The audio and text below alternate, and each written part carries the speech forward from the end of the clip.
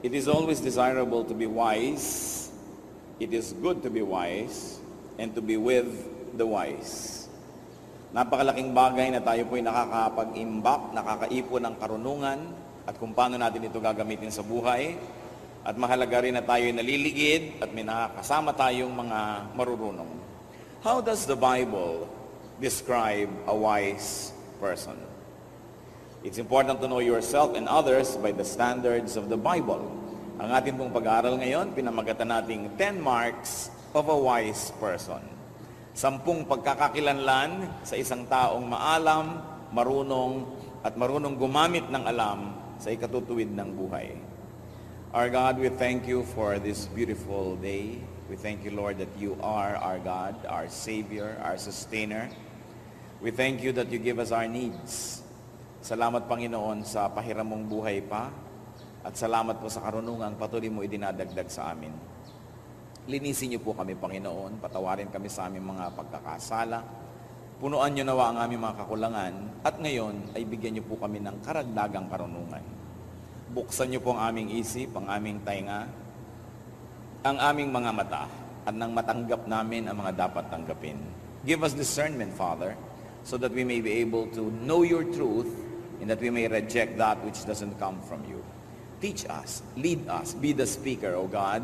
We ask you to bless your people, to walk in our midst, to sit on your throne of power, and dispense wisdom and blessing to us. In the name of Jesus our Lord, our teacher, we pray. Amen. 10 marks of a wise person. Nakukuhanin po natin lahat sa Proverbs sapagkat kung merong collection ng wisdom sa Bible, isa na dyan na pinakamarami at pinakamayaman yung book of Proverbs o kaya ay mga kawikaan. Proverbs 29:11, a wise man keeps himself under control. Isa na yan na pagkakakilanlan ng taong marunong, ang kanyang sarili ay nasa ilalim ng kanyang kontrol. Napipigil ang sarili at hindi ang sarili ang namamayani lagi. So one mark is controlling oneself, especially one's emotion. Ang marunong na tao, kinokontrol ang kanyang damdamin, ang pagpapahayag niya sa kanyang damdamin at ang lahat ng ginagawa niya. Si Solomon na mismo ang may sabi, a man of wisdom will avoid all extremes. Pag marunong ka, hindi ka lumalabis, hindi ka sobrang malamig, hindi ka sobrang mainit, walang mga extremes and saka extreme behavior. Man's foolishness necessitated the law. Kasi kung ang tao lang ay nagkokontrol sa sarili, hindi niya kailangang makatanggap ng batas mula sa Diyos. Ang mga batas ay isa-isang ibinigay at naging very elaborate, no, ang mga tao ay hindi na makontrol ang sarili nila at kinailangan pa ng panglabas na kapangyarihan para ang batas ay pairalin. Kaya ang Lady Justice, yung sagisag ng Lady Justice ay isang babaeng may hawak na timbangan, may piring ang mata at sa kabilang kamay ay may hawak na isang tabak. Lady Justice holds a scale there. At pag mayroon siyang scales and then she holds a sword. Because if you are weighed and found wanting, you will have to be cut up. Kailangan kang tagain sapagkat yung takot mo na lang na mataga ka at yung takot mong makulong, yan ang kumokontrol sa tao pag siya'y wala ng kontrol sa sarili. Maging sa mga bahay na maraming policies, sa mga kumpanya na maraming policies, because people don't control themselves. Bakit mayroong boundary clock na kinamumuhian ng empleyado? Kasi hindi naman nila kokontrolin ang sarili nila na pumasok sa oras kung wala nun. Bakit mayroong deduction ka pag absent? Kasi pag walang ganung punishment, dadami ang absence. Pagka maraming patakaran at batas, ibig sabihin lang, ang tao'y hindi nagkukusa na kontrolin ang sarili.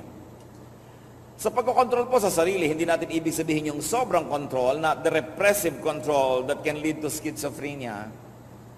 Sapagkat yung sobrang control naman, na bigong-bigo ang sarili mong ipahayag ang katotohanan at yung mga nais mong gawin, ang nangyayari, ang mga tao ay nagkakaroon ng mga kabaliwan, nagkakaroon ng double personality.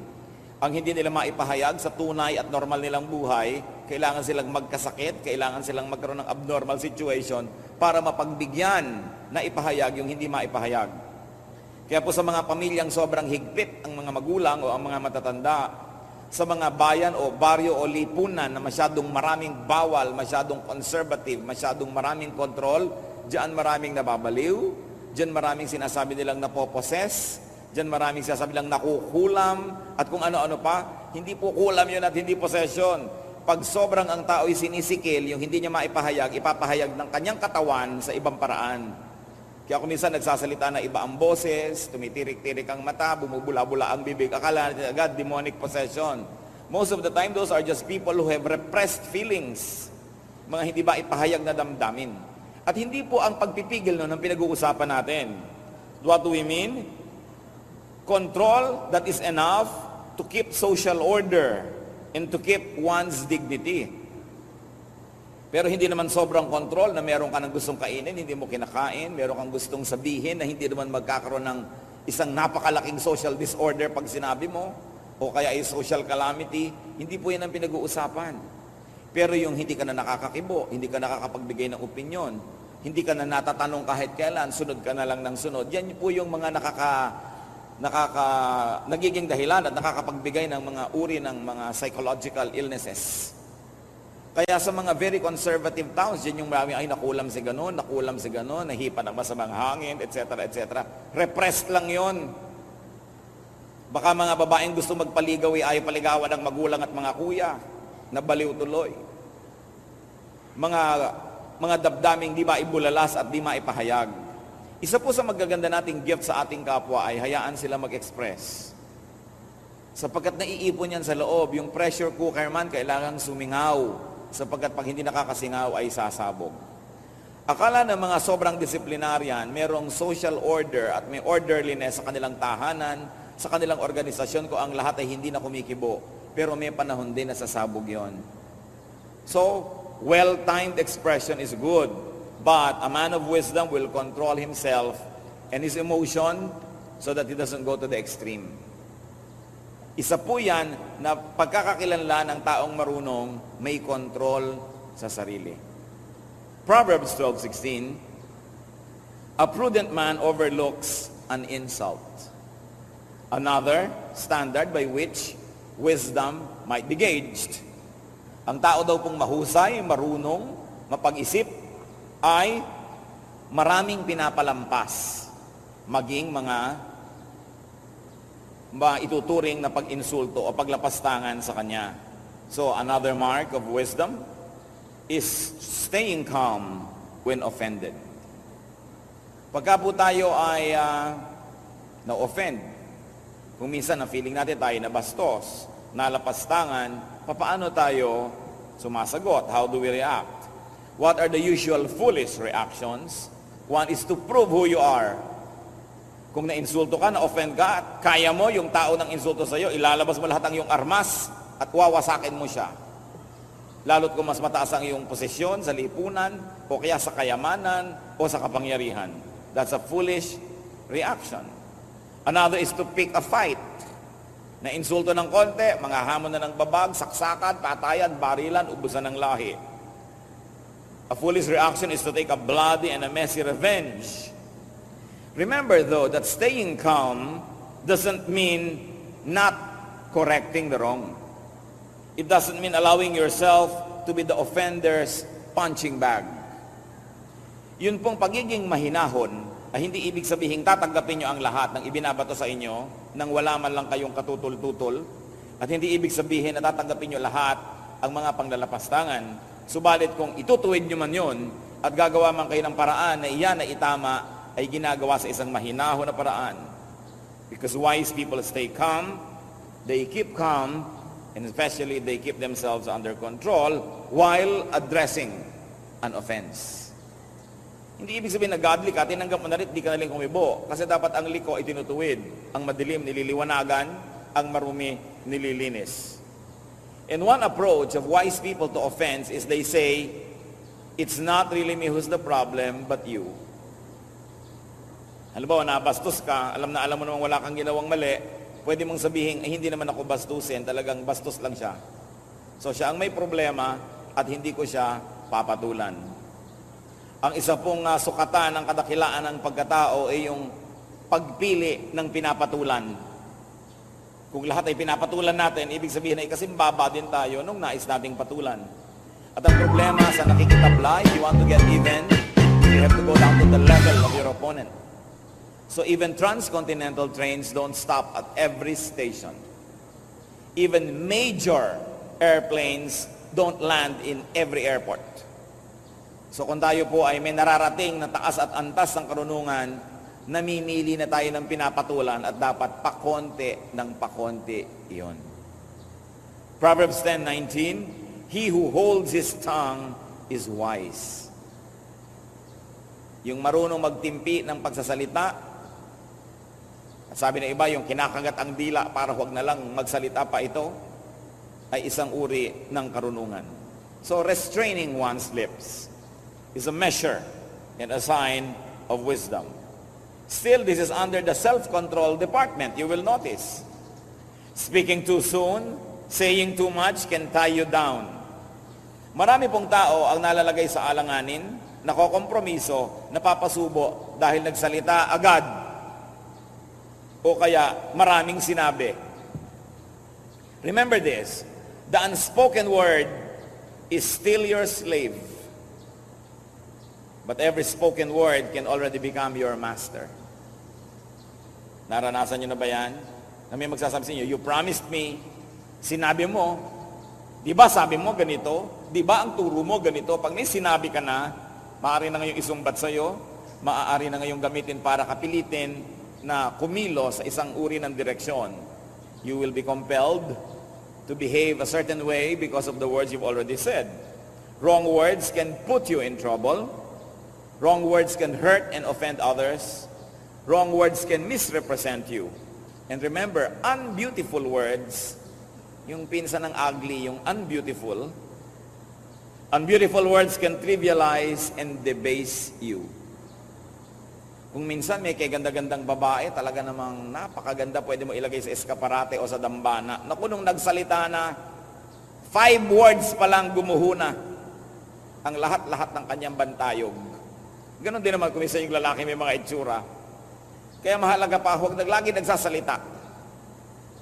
Yung mga nananahimik, kung minsan napagkakamalang marunong, kaysa lagi kang salita ng salita na inisiwalat mo na pala ang kasalatan ng iyong isip. Speech can give away your emotion, your sentiment, and even your IQ level. So it is better not to always be speaking.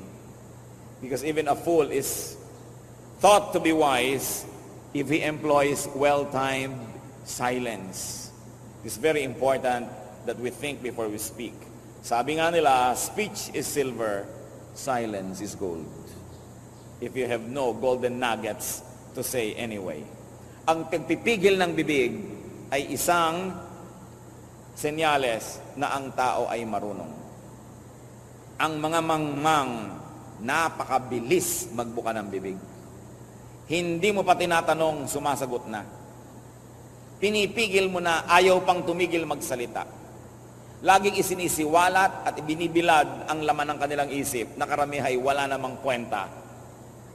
Kaya mahalaga po, nag-iisip talaga. Maging sa mga mag-asawa lalo na, yung mga binibitawang mga salitang masasakit, mga sumbatan, matagal na lumipas ang panahon, hindi pa yan nalilimot ng marami. At sabi nga, kung tayo po ay mag-aaral at babalikan natin yung ating kahapon, karamihan ng mga sugat na malalalim at hanggang ngayon meron pang kirot, mga sugat na hiniwa ng matatalim na dila. Most of the heartaches that we carry all our lives were caused by unkind speech. So let us not cause that kind of wounds in other people's hearts. Proverbs 12:18, the tongue of the wise brings healing. Another measure, wisdom is known by promoting goodwill through speech. Ang salita po napaka makapangyarihan. Kahanga-hanga, kamangha-mangha. Kung meron po kayo isang nakikitang tao na kasimangot at malayo, hindi nyo kayang makarinig ng tunog ng sasabihin ng kanyang bibig o ng kanyang kausap, na nakasimangot siya at biglang napangiti, may kausap, hindi nyo alam kung anong sinabi, but you know the magic and the power of the words spoken by the other person. Meron naman taong nakangiti, tinitingnan nyo yung muka. Halimbawa, tinitingnan nyo sa binoculars. Tapos biglang nanimangot at nawala sa mood. Alam nyo, may sinabi yung kausap niya na biglang nagpalit ng kanyang buong espiritu. The power of the spoken word. Words can make or break. Words can make you happy or sad. Words can uplift or downgrade people. Words can actually promote peace or prolong and actually escalate a war. So mahalaga yan na tayo po ay good custodians of the gift of speech. And whenever there's a wounded person, make sure that when you speak, your words become balm. They become like honey. They become like herbs, medicine that soothe the wound. Hindi yung may sugat na ang tao pag nagsalita pa tayo para ng asin na ikinaskas natin sa kanyang sugat ang ating salita na dinagdagan pa ng sili at mga durug-durug na blade. And that can happen when people talk.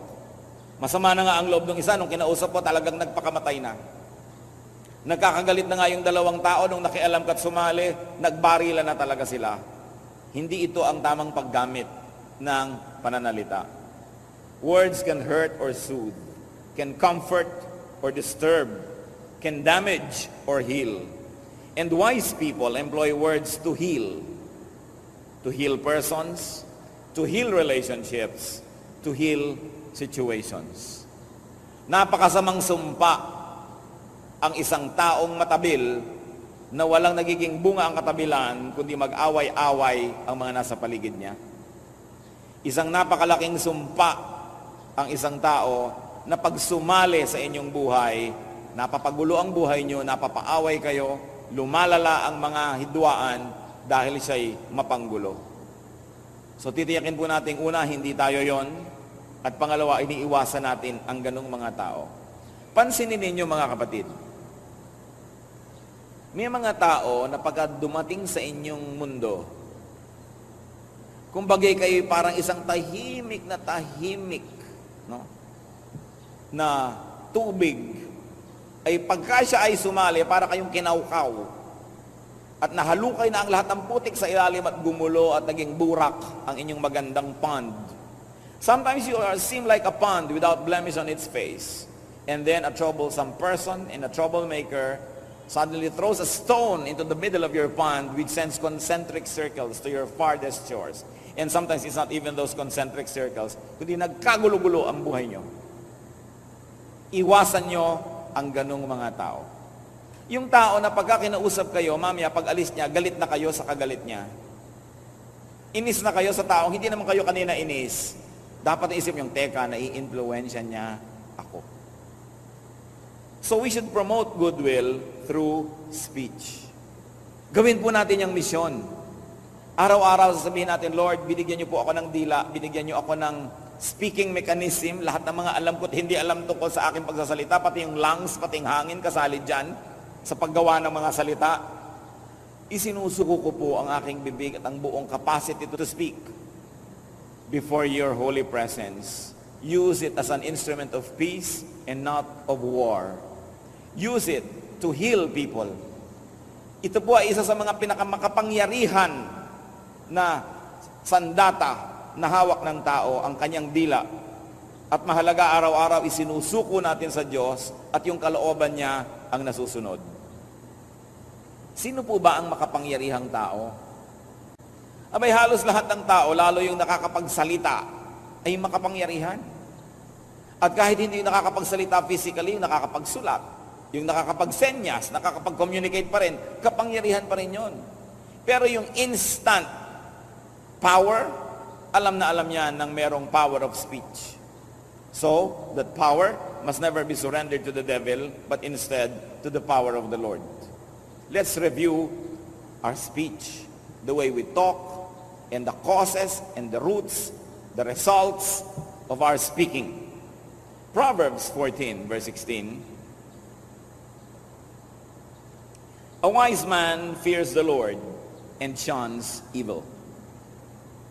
So another mark of wisdom is fearing God and therefore avoiding evil. Dinagdag ko lang yung therefore. fearing God and avoiding evil. Meaning, fearing God, therefore, you fear God pala, then you must avoid evil. So fear the Lord, and therefore, you don't have to fear Satan. Because if God is with us, who can be against us? Ang atin pong karunungan ay maaaring sukatin, tingnan lang kung ano ang ating kinatatakutan o kung sino. So when we fear God, and we fear God enough, that means we uproot evil in our lives, then we don't have to fear Satan at all. So fear God to the point of uprooting and avoiding evil.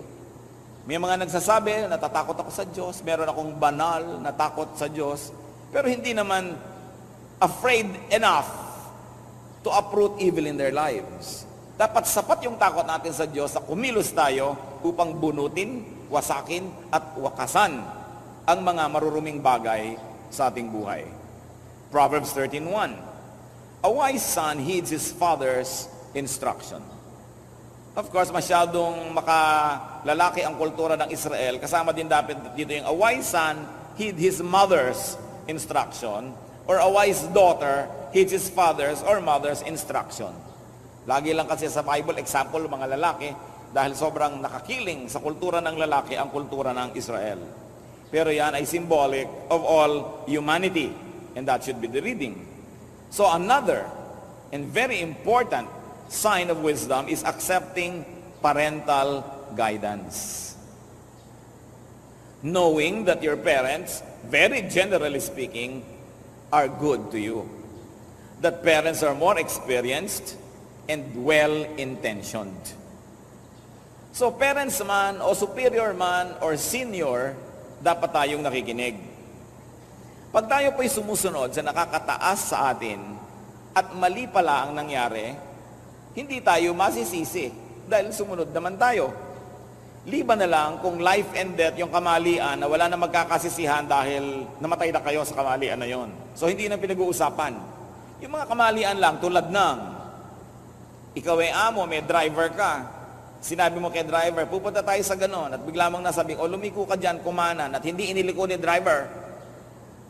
Ba't mo hindi iniliko? Kasi po may ibang mas maganda akong alam na daan. Pag nagkamali ka ngayon, ang mapupuntahan mo at isang pagkakamali, lagot ka.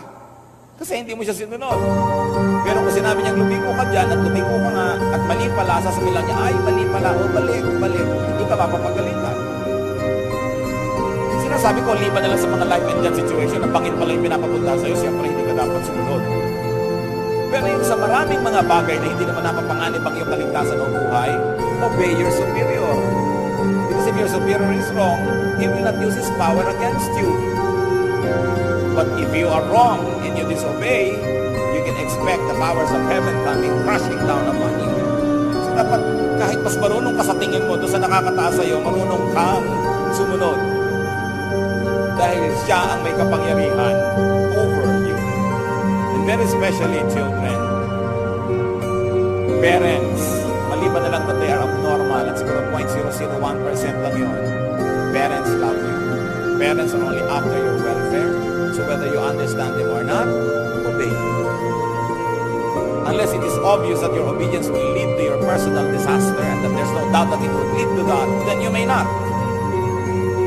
Because then you will submit yourself to higher authority, who is God. Meron kong laging nagsasabi, di ba dapat tayo sumusunod sa authority? Di ba we are to obey authority, sabi ng Bible? Ang tanong ko, kung ang inyong head of state is si Hitler, will you obey?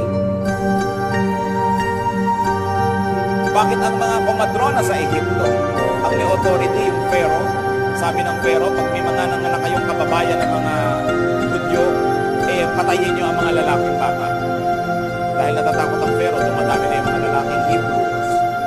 So, hindi sila sinunod ng komadrona? Hindi sumunod sa authority ang komadrona?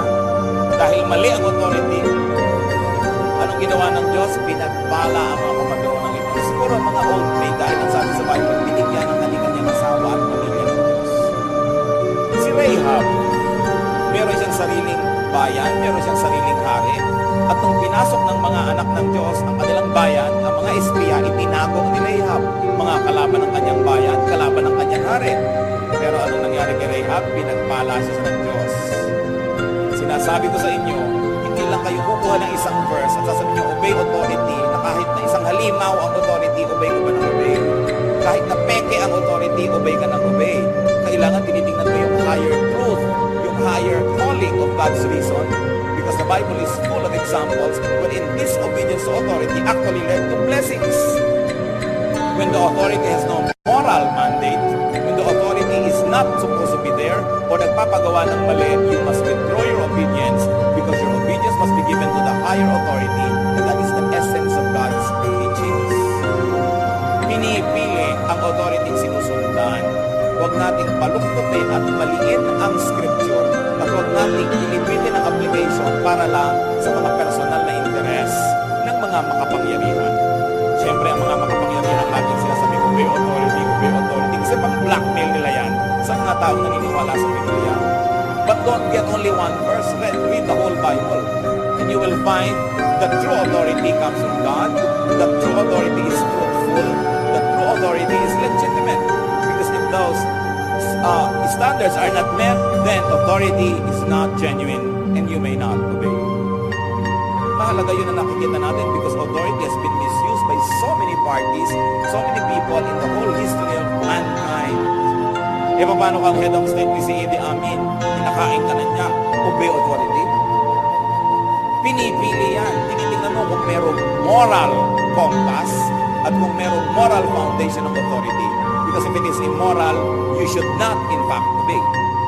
Because our authority, who is the real one, is God Himself. And anybody that does not represent the economy of God, the honesty, the truthfulness, and the integrity of God must not be obeyed. So huwag nating payagan na ang relihiyon ay ginagamit na isang political tool para kontrolin ang isang bayan, ang isang lipunan, ang isang uri ng tao, isang lahi. At nagtatago ang mga taong yan sa likod ng Diyos, sa likod ng Biblia, para bigyan ng deodorant ang isang stinking regime or monarch, king or queen.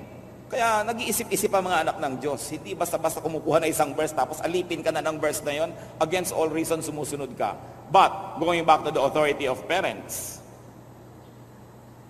as I said, unless they're abnormal or they have mental illness, parents love their children, and it is always in the best interest of their children that they make policies or even rules. So children, unless there is a naked, very naked error in what your parents tell you, obey. It is the wise thing to do. Proverbs 12:15, a wise man listens to advice. Kamag-anak na naman ang pinag-usapan natin kanina.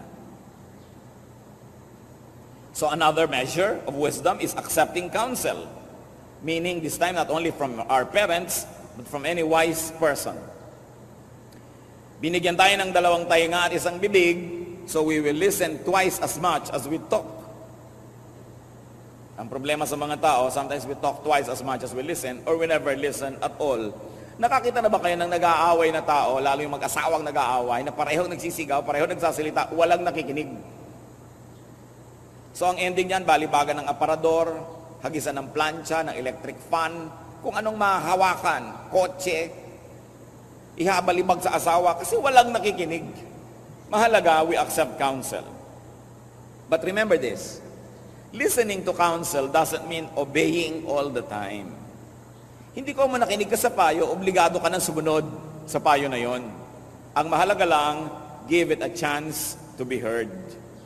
Proverbs 1:5, the wise listen and add to their learning. Anong mawawala, kapatid, kung ikay mananahimik at makikinig? Una, kung may punto ang kausap mo, di nakuha mo. At kung talagang mali siya, lalo mong napatunayang mali siya dahil narinig ng tenga mo ang mga kamalian niya. So mahalaga yan na ang tao nakikinig. And accepting counsel is a twin brother of self-control and tongue control. Because you have to control yourself, especially your tongue, to be able to listen and accept counsel. Accepting counsel doesn't mean obeying it. You just accepted it so you can process it. Sa pag-uusap po, kung may isang nagsalita at may isang nakinig, pag uwi nila pareho, sa palagay nyo, sinong panalo? Siyempre yung nakinig. Kasi, Yung nagsalita, nabisto ang kanyang IQ level, nabisto niyo ang kanyang stand, yung kanyang sentiment, wala na siya ngayong maipagmalaki. At yung nagsalita, walang natutunan. Pero yung nanahimik at nakinig, dumami ang alam, dumami ang choices, at kung meron kayong digmaan, hindi mo pa rin naarok, hindi mo pa rin nasukat, hindi mo pa rin alam kung anong laman ng isip niya, huhula-hula ka ngayon, hindi mo siya ngayon kayang basta-basta na lamang paikutin dahil hindi mo alam kung anong iniisip niya. Kaya ang mga tao po na hindi marurunong, agad-agad na ipinaalam kung anong iniisip nila, alam na ng kalaban kung nasan ka. Kaya mabuti, hindi salita ng salita. Proverbs 10:14 gives us insight into another standard of wisdom, and that is, wise men store up knowledge. Collecting knowledge is an important aspect of wisdom. Wise people collect knowledge. Naalala ko po tuloy ang mga kababaihan sa Malolos. Noong 1888, maraming mga kababaihan sa Malolos, mga Bulakenyo, ang minabuti nilang mag-aral ng wikang Kastila. Bakit? Sapagkat sila yung mga mag-aasawa o yung iba yung nag-asawa na, at sila yung magkakaroon ng mga anak. At sabi nila, ayaw nilang maging mangmang ang kanilang mga anak. Kaya sila ay nagpetisyon. Hindi sila pinayagan ng kura paroko ng Malolos na mag-aral, magbukas ng akademya at mag-aral ng wikang Kastila. Bakit nila gustong mag-aral ng wikang Kastila? Sapagkat halos ang lahat ng libro na pumapasok sa Pilipinas ay nasa wikang Kastila. May mga libro sa wikang Tagalog, sa wikang Cebuano, Bicolano, pero puro libro ng dasal. Puro libro ng mga buhay ng mga poon, ng mga santo at santa, na walang itinuro sa mga tao, kundi sugatan ang sarili, magpakasakit, magtiis, at hintayin ang kabilang buhay para sa iyong mga gantimpala. Siyempre, gustong-gusto yun ang relihiyon, para ang tao ay tiis na lang ng tiis, dusa ng dusa, donate ng donate, at iniintay premyo sa kabilang buhay. It is a way to control people. So yung mga kababaihan sa Malolos, gusto nilang lumawak ang kanilang alam, labas at lampas sa pader ng kumbento at ng simbahan na walang itinuro sa kanila kundi magtiis at magmano sa mga praile. So gusto nilang mag-aral ng wikang Kastila. Siyempre, ipinagkait, hindi sila pinayagan. Ang Gobernador General, si Valeriano Weyler, ay dumalaw sa Malolos. Sinamantala ito ng mga kababaihan, sumulat sila sa Gobernador General, at sila ay nagkaroon ng audience with him, at sila po'y pinayagan. Nagbukas ang eskwelahan noong February 20, 1889. At itong school na ito ay naging simbolo ng pagkauhaw ng mga Pilipina sa karunungan. Nabalitaan ito ni Jose Rizal na noong panahon na yon ay nasa Europa. At sumulat siya sa mga kababaihan na ito. Sabi niya, ang kamangmangay kaalipinan, sapagkat kung ano ang isip ay gayon din ang tao. Ang taong walang sariling isip ay taong walang pagkatao. Ang bulag na tagasunod sa isip ng iba ay parang hayop na susunod-sunod sa tali. Kaya sabi niya, kinikilala ko kayo at pinagpupugayan ko ang inyong pagkauhaw sa karunungan. Sabi niya, marapat lang na ang kababaihan ng ating bansa ay maging marurunong sapagkat ang ating susunod na saling lahi ay lumalaki sa kandungan ng mga ina. At ang mga inang mangmang ay walang palalakihin kundi mga alipin lamang. Ang mga mangmang na mga magulang, walang ituturo kundi kamangmangan din. Sabi, wala kayong gagawin kundi ang next generation magiging mga alipin lamang. Kaya mabuti ang naghahangad ng karunungan. And nobody is too old to learn new things. Akala natin pagka nag-drop out ka na sa school, pwede ka nang huwag mag-aral. O kaya pag nag-graduate ka na ng bachelor's degree, pwede ka na hindi pa mag-aral at tapos ka na. No, we keep learning. Lalo ngayon, palit ng palit ang technology, mapag-iiwanan ka sobra ng panahon pagka hindi ka marunong. Kaya kailangan, kung ayaw mong maging alipin, maging marunong ka. At mga magulang, turuan nyo ang inyong mga anak na pahalagahan ng karunungan. Turuan silang mga tuwiran, kahit sa inyo sila nangangatwiran, basta magalang ang pangangatwiran. Kaya huwag kang sasagot, tapos tungtwa ka, ang anak ko hindi sumasagot. Tapos namatay ka na, ano yung anak mo ngayon, kahit na lang rapist, re-rape na siya, opo pa rin. O kaya parang awa nyo na po. Polite pa rin sa rapist. Dahil hindi mo malang tinuro ang tumutol. Yan ang kulang na kulang sa ating maraming kababayan. Sobra tayong sinanay ng relihiyon at ng mga matatanda na maging sunod-sunuran lamang para tayo mga hayop na hinihila lang sa tali at sumusunod naman. Kaya ang tunay na kalayaan ng Espiritu ay kalayaan ding magpahayag sa sarili. Subalit ano ang mga kasangkapan para ipahayag yan? Karunungan. We must value knowledge.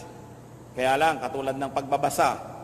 Biruin nyo, magbabasa kayo ng isang libro. Halimbawa, binasa nyo ng ilang oras o ilang araw. Ilang buwan o ilang taon na ginawa yun ng author na sobrang pinaghirapan, sinaliksik, inayos. Makikinabang kayo na i-istro ninyo ang utak ng mga marurunong.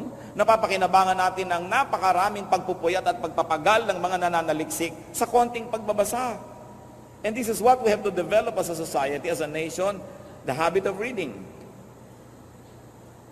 Kaya pag nakakita ka ng mga tao na nasa eroplano o nasa barko o magkakatabi kahit saan, pag nakita mong nahiling magbasa, usually hindi Pilipino yon.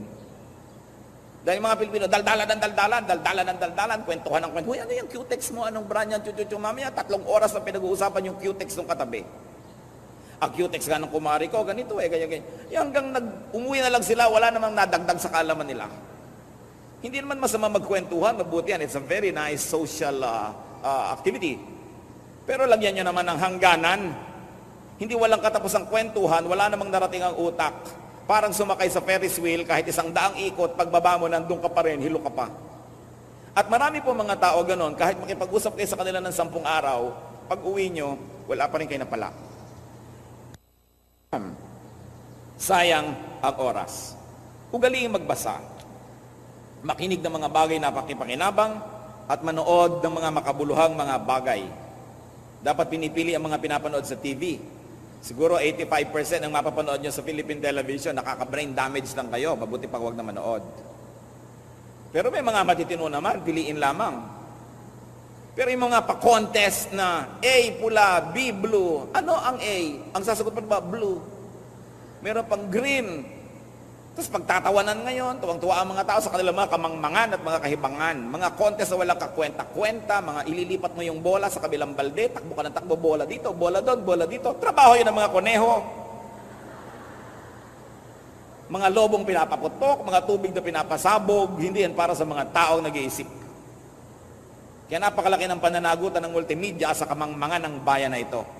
Dahil ating kinukonsinti ang kahibangan ng mga taong hindi marunong mag-isip. Sa halip na akayin ng marurunong ang mga mangmang, kinukonsinti at pinagsasamantalahan ng marurunong ang kamangmangan ng mga tao sapagkat yun ang napagkakaperahan nila. At siyempre ang relihiyon, tuwang-tuwa rin ang mga tao yung mangmang. Sapagkat sa kamangmangan nila, nagiging mahusay at mga importante ang mga theologians. Ang mga theologians lamang at ang mga mangangaralang nakakabatid ng mga kaalaman tungkol sa Diyos. Kaya gustong-gusto ng mga yan, mangmang ang mga tao. At mas mahirap sila, mas mabuti. Dahil pag mahirap ang mga tao, mas mangmang at mas madaling akaying parang mga hayop na may tali. Kaya ayaw na ayaw ng relihiyon, ng population control, ng mga pag-aaral tungkol sa mga bagay na magpapayaman sa tao at magpapaunlad ng buhay, sapagkat ang isang bayang nakalugmok sa kamangmangan ay madaling alipinin. That's why we must also look at the oppressive works of religion even in our country. Na ayaw ng mga pag-uusap, ayaw ng mga marurunong na mga pagpapalitan ng kuro-kuro, at kung masusunod ang simbahan maging sa panahon na ito, maraming ipagbabawal na babasahin o papanonoorin, hindi binibigyan ng karapatan ng taong mag-isip at pumili kung ano ang kanyang iisipin. Gusto nilang lagyan ng piring ang mata ng buong bayan upang maakay nila bilang isang bulag at hindi sila maubusan ng mga alipin. Yan ang ginagawa ng maraming relihiyon. Tungkulin ng isang taong naghahanap sa Diyos ang maghanap ng liwanag at katotohanan, sapagkat ang Diyos ay liwanag at katotohanan, at ang katotohanan ay nagpapalaya. It is our highest objective that people are set free to become the fullest persons that God meant them to be, and not just to lead them on like blind people or like animals. It is important that we have an open mind, and it is your duty and privilege to continue to collect knowledge. Umiwas at mag-aksaya ng panahon sa mga walang kabuluhang mga usapan, mga walang kabuluhang mga palabas, mga pinag-uusapan na tao, chismis, buhay ng may buhay, na wala namang ikabubuti, nasusuong pa kayo sa gulo. Proverbs 11:30, he who wins soul is wise. Hindi evangelism to, ha? Hindi soul winning to. Wala pa noon ng Proverbs 11:30 times. But what does it mean to win soul? A soul is the center, the core of a person's being, so it means nothing but winning hearts and minds. Ang marunong na tao, sinisikap niya na kanyang makuha ang loob ng kanyang kapwa. Hindi lang para gamitin ang kapwang ito, sapagkat ito ang pinakamabuti, magkahulugan ng loob. Ang mga nilalang, magkapalagayang loob, at nang sa ganon, magkaisang loob para may magawang mabuti. When you speak, when you act, you either win friends or make enemies. You either endear or alienate yourself to others. And you either win admiration or contempt. You either open or close people's hearts to you. So review your soul winning. Kumusta po pagka kayo ba ay nakikisalamuha, nakikitungo sa mga tao? Ang ending ba nakakaaway nyo sila o nagiging kaibigan? Ang ending ba'y napalapit kayo sa kanya o lalong napalayo? Meron kasi mga tao sa talim ng dila at sa bagsik ng mga pananalita, tuwing na lamang may nakakasalamuha, ang nagiging wakas, ayaw sa kanila.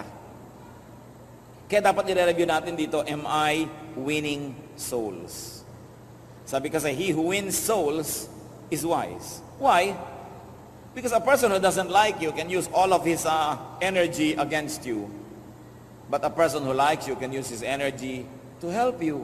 And don't you like that? Life is a matter of helping, of receiving help and giving it. Walang taong nagkaroon ng malaking tagumpay na solo lang niya itong nakamtan. Lagi natin kailangan ng tulong ng iba para merong nangyari sa buhay natin. At ito isang katotohanan, ang tinutulungan natin ay yung taong gusto natin. So hindi ba naman napakabuting hangarin na magustuhan ka ng iyong kapwa? Hindi yung nainis sa'yo, pinagmamalaki mo pa that you are brutally frank, na tuwing darating ka na lang, ino-oppress mo ang lahat ng tao dahil sobra kang coercive, sobra kang oppressive, o kaya kinokontrol mo ang lahat, lagi ka na lang amo, kaya tamad-tamad mo, lagi ka na lang boss, walang makakagusto sa'yo, iiwasan ka. But a wise person wins souls. Finally, for today, Proverbs 14, verse 3. The wisdom of the prudent is to give thought to their ways. So, looking ahead to see what is coming is a mark of wisdom. Looking ahead to see the inevitable result of your words or deeds. Therefore, considering, reviewing, and examining your ways and style of doing things.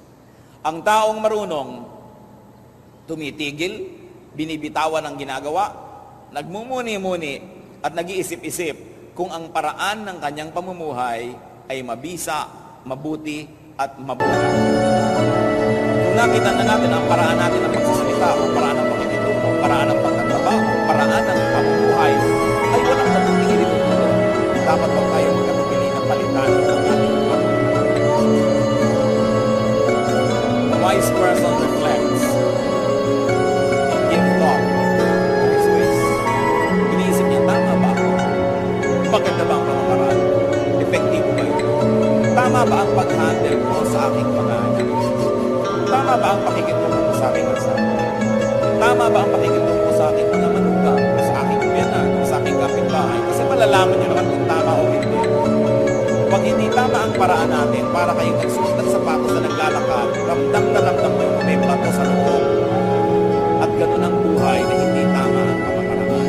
Laging may sagapan, laging meron na lamang na sakit ang pusa, laging may away, mga hinanakit ang problema, laging may tensyon at pakikitigma. So hindi yun ang tamang paraan ng pamumuhay. So kailangan yung palitan. Para tayong nagmamaneho, nakaligpo ka sa mali, at nag-isip-isip kang mali. Therefore, aatras ka, babalik ka dun sa pinagkamalian mo ng pagliko at simula ko ulit itama ang buhay. Minsan po, may gagawin mission sa Northern bagyo. At may nagmamaneho naman para sa akin, so akin ang tulong sa daan. Gabi, ang biyahe. Parang makahalata ako kahit kalahati ng isip ko. Parang hindi pa lang ako nasisita. Tagal-tagal na wala man na tumatamang liwanag ng kasalukuyan sa akin mga mata. So, dumilang ako. Pagdilang ko ganyan, kung mo nakahiga ako, ang nakita ko sa bintana ay napakalalapit na mga tao na halos pumasok na lang sa sasakyan namin. Hindi na sila. Magkakipot-kipot na daan ang walang kasalukuyan. At si Mr. Driver, drive na drive. Teka, nasaan na tayo? Bakit tayo nandito? Wala ba lang tayo nakakasalubong patungo tayong Baguio? Ang kipot-kipot ng daan na ito, ay patungo na tayo sa tubuhan? Hindi ba lang nakakahalata sa driver na wala na sa kasalubong, walang nag-overtake, wala na mga tao, pakipot ang daan, patungo pa rin sa Baguio. Alam niyo po, nakakatawa man, maraming tao na nagbubuhay. Hindi na nakahalata na kami ang style. Hindi na nakahalata na wala na silang kaibigang nagtagal. Hindi na nakahalata na wala nang natuwa sa kanila. Na wala na silang trabahong pinagtagalan. Na wala na silang ginawang nagtagumpay. Hindi na nakahalata na dapat silang tumigil, mag-isip-isip at umatras. Because somewhere along the way, they made the wrong turn. It is important to give thought to their ways. We must be result-oriented. And if it's not bringing us good results, then change ways. So be wise. It's important to be wise. Proverbs 8:33, listen to instruction and be wise. And be with the wise. Proverbs 13:20, he who walks with the wise grows wise. Proverbs 8:33 po yung listen to instruction and be wise. So dapat tayo nakikinig at makibarkada tayo sa marurunong. Kung papatulan naman nila tayong kabarkadahin, dapat naman kasi meron din tayong iniaalok na karunungan sa kanila para tayo patulan and bless the wise. Pag nakakita kayo ng wise person, i-bless nyo. Turuan nyo, tulungan, sapagkat yan ay regalo ng mundo ng Diyos sa sangkatauhan. Wise people are God's gift to humanity. Proverbs 8:34-35, ang nagsasalita ay wisdom. Blessed is the man who listens to me, watching daily at my doors, waiting at my doorway.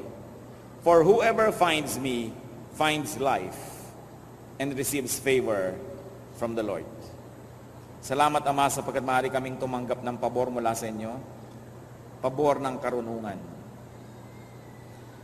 Nawa, Panginoon, ay nakinig kami sa inyo at kinausap niyo naman kami. Ipakita niyo nga kung marunong nga po kami o hindi. At sa mga marurunong na, salamat, salamat po. Nawa, matuto pa kaming dagdagan ang aming karunungan. May we stretch our tent curtains wide. May we increase the capacity by which we can hold wisdom. Turuan mo kami, Lord, to continue to be teachable, to study our ways, and to listen to you. Nawa sa mga kapatid na may mga kamalian sa buhay na nagkakaapekto na sa kanilang buhay at sa buhay ng iba, ipakita mo ng buong linaw kung ano ang yung minamarapat na pagbabago ng aming pamamaraan. At nang sa ganun, Panginoon, ang magandang buhay na inilalaan at ninanais mo para sa amin ay aming makamtan. Magbulay-bulay tayo mga kapatid sa ilang saglit ng katahimikan at hayaan na ang Espiritu ng Diyos ang tumapo sa usapang ito. Makinig tayo sa kanyang mga payo, lalong-lalo sa mga praktikal na bagay na kailangan nating gawin sa ating buhay.